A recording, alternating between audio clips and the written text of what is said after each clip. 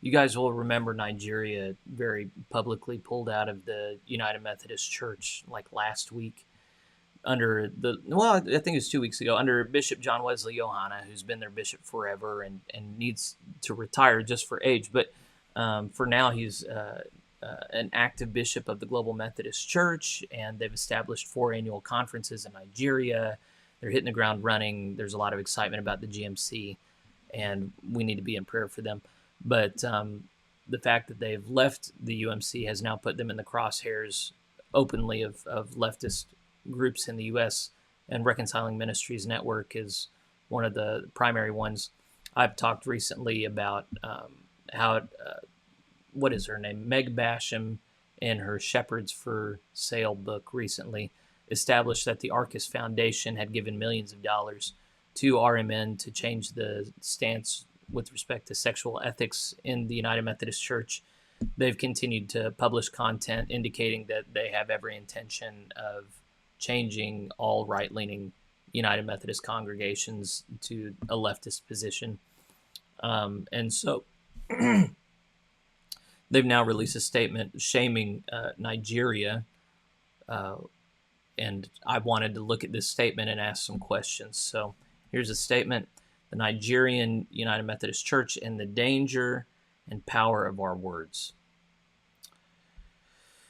When former Bishop John Wesley Yohana of Nigeria Episcopal area resigned last week amidst a flare of acrimony against the United Methodist Church, he did so in a way that exposed Nigerian United Methodists, especially those who are LGBTQ+, to even more harm. The United Methodist Church of Nigeria is a diverse body of individuals with varying theologies and identities. Even so, former Bishop Yohana's, they're not acknowledging him as a bishop anymore, parting words signal to a wider audience that Nigerians who choose to remain United Methodists are all queer and trans-affirming, if not LGBTQ+ themselves. Former Bishop Yohana's words have endangered thousands of Nigerian United Methodists in a nation where it's illegal to be LGBTQ+. Since the 2024 General Conference, anti-LGBTQ+ Nigerian protesters have taken to the pulpits and streets. Just last week, the Nigerian government closed several churches in the state of Gombe amid rising tensions. And a month ago, a Nigerian pastor was chased out of his church in an alleged attempted assassination. Notice they don't link to any article about that. Former Bishop Yohana's inaccurate assertions against the UMC only further inflame these sentiments and the harm they can cause. So, inaccurate assertions. What inaccurate assertions did he make? Is the United Methodist Church now pro-LGBT, pro-gay stuff or not? I'm not sure he misspoke. To be in connection is to seek the kingdom. If you don't know that term, it's because they don't like kingdom. They don't like having a king at the top. They want to have kin, rule by everybody who wants to rule. To seek the kingdom of God's above one's own gain. What kind of church, what kinds of Christians can be in isolation from our worldwide community? While we offer our gratitude for a church bound together in constant evolution, the church is always evolving, growing, improving. We also pray for the safety of those for whom it is not yet permissible to even be associated with queer folks in the church. The protection and rights of LGBTQ+ people around the world are a matter of universal human rights. And then they just give a plug at the bottom. So there's a lot to take issue with here. One would be, is Bishop Yohana wrong in saying that the UMC is pro-gay stuff? That's the way I would summarize it. And I don't think he's wrong. I think he is saying something that's accurate. The institution has now changed to a to sexual morality doesn't matter anymore. They don't say that. What they do is they remove all the stipulations for sexual morality for all clergy. Then they allow for gay marriages to be performed in any United Methodist church that wants to do it, and no longer can clergy be excluded if they participate in sexually immoral acts. You'll notice it's very important not to give ground. There are a lot of people who identify behavior with identity. The problem here being That's not how the Bible presents sexuality. Sexuality, the question of what you want to do sexually in the Bible is not treated because it doesn't matter. What matters is what you do. And if you are inclined towards any number of acts that are categorized as sexually immoral, then you are at odds with God. And so the scandal here is that in the name of God, the United Methodist Church, claiming to be a church, is now sanctioning, like saying it's okay to do things that are not okay with God. And that's why so many had to leave. That's not the only reason, but that is a fundamental reason why it is very important to get out of that body, because they are no longer representing a biblical position regarding human sexuality, which can be a gift from God, but can also be a great source of sin, as the New Testament is very clear throughout, and the Old Testament. I mean, it's just uniform throughout both covenant literatures. What was the human right that they claimed? Let's see.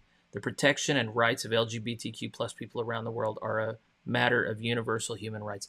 So the right to life is, according to international law, definitely a human right. The right to exercise yourself however you want to sexually is not a human right. Now, what they're alleging is that by speaking this frankly about human sexuality and the role that the United Methodist Church is playing in that he's putting people's lives in danger, because they live in a country where gay people are persecuted and harmed for doing gay stuff. Remember, they're not persecuted and harmed for having inner feelings, because how could they even do that? That's not real. What they would be persecuted and harmed for is doing immoral acts. And so that's something that in the West we now find reprehensible. How could we possibly punish somebody for things that they do sexually? Well, we still have that clarity about people who do that stuff to children. Once upon a time, we had that clarity about people who do that stuff to animals. I don't know if we have that clarity anymore. Once upon a time, we had that clarity about people who slept around with lots of other people. I'm not sure we have that clarity anymore. How are we going to be in relationship with other societies who still have that clarity that we once upon a time had? It's a convoluted position, or an incoherent position that they have, where they say we need to be in relationship with a global church, but then they disdain the ethics of the global church, the majority world church. When you look at the Southern Hemisphere, when you look at Asia, that's where the majority of Christians now are, and their sexual ethics are very much what ours used to be. And so they're providing RMN this notion of we evolve, and they need to evolve with us, which of course is just the position Bishop Minerva Carcano had whenever she said that people in Africa needed to grow up. It's a very elitist, snobby, class-based, synthetic position that they hold, that they're trying to hold the rest of the world to. And then the rhetorical tactic they use is, there are people there who identify this way, and you're going to get them killed. So it's kind of like these environmentalist activists who will sit in the middle of the highway and block traffic so people can't get to work. And if people are going to try and still get to work, then they're going to run people over and get them killed. The answer here is not, well, people just shouldn't drive then, or people just shouldn't talk about biblical sexual ethics then. The answer is, y'all need to get in line. This world is not here to validate your every desire and need. This world is, especially the church is here to proclaim him and Christ and him crucified, and to maintain the standards of righteousness as put forward in the scriptures. Now, you can identify as the opposite of that, but that's a choice on your end. That's not to say that every inner feeling that we have is a choice, but it is to say it's a choice how we act on them and what we expect other people to do around them. And if you go through the world expecting entire countries to operate around you and your desires, or what it is you choose to identify with or as, then you need to be sorely disappointed, because the role of society is not to validate you. And this is something that people just in the West have forgotten. This is something that people in other countries and cultures throughout history know. Identity is something that's negotiated with the world around you. It's not something, I don't get to just say who I am and then everybody else just has to abide by it. Rather, I can have an inner feeling and act on that, but then I have to negotiate with the world whether or not that's real, whether or not that's helpful. And the position of the West now, where people refuse to do that negotiation with the world around them, is a very juvenile and narcissistic way to live that we're now trying to export to other places, and in the name of protecting these people who might behave in such a juvenile way. So I just think it's important that as RMN continues to talk, that we continue to talk too, and say why it is that they're wrong and why it is that their worldview is actually super